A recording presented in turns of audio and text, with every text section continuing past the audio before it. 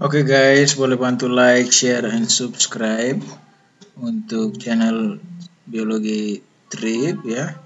Boleh tulis di search engine-nya Biologi Trip, kemudian boleh klik pencarian.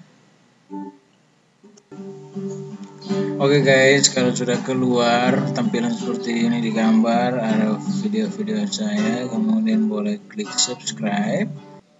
Oke, setelah itu boleh juga kalian nikmati video-video yang sudah saya buat. Ya, boleh diklik, kemudian klik like. Ya, boleh berikan komen dan jangan lupa untuk tanda loncengnya ya. Video-video yang sudah saya buat.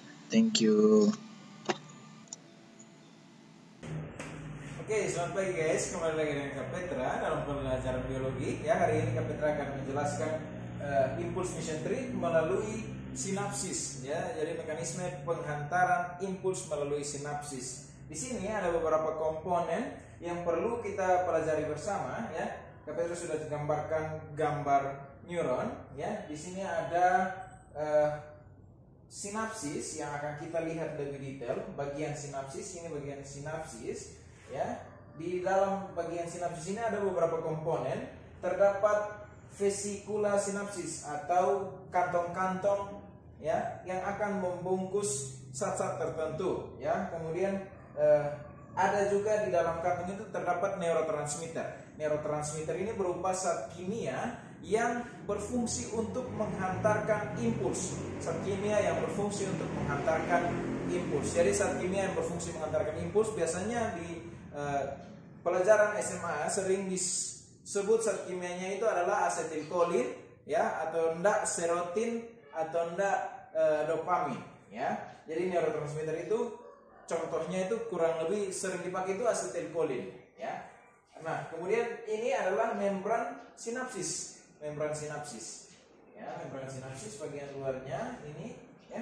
Kemudian di sini ada juga bagian yang kosong. Ini adalah celah sinapsis ya. Kemudian dia nanti akan bertemu dengan satu bagian yang namanya dendrit atau organ efektor ya, yang terdapat protein reseptor atau protein integral yang dapat menerima zat-zat kimia berupa neurotransmitter tadi ya.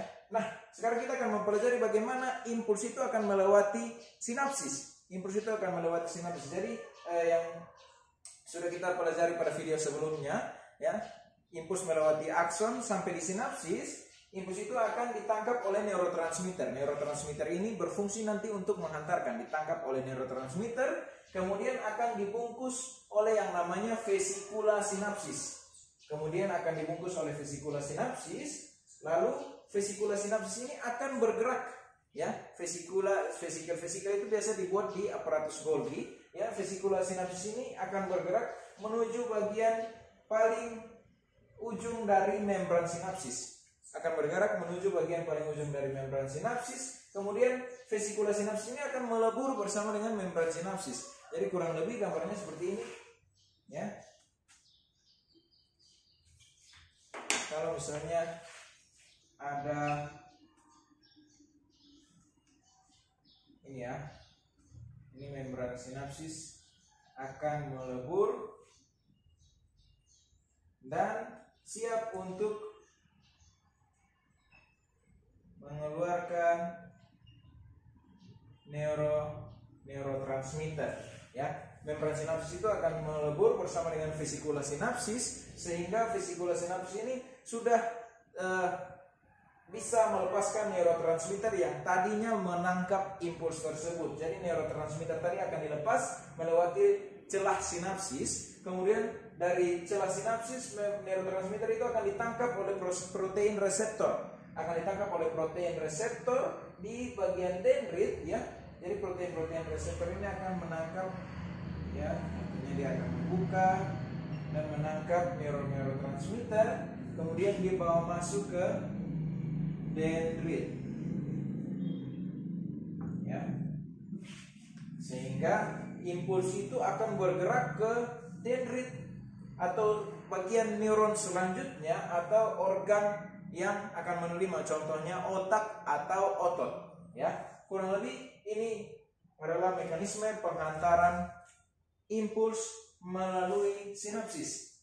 Melalui sinapsis, ya.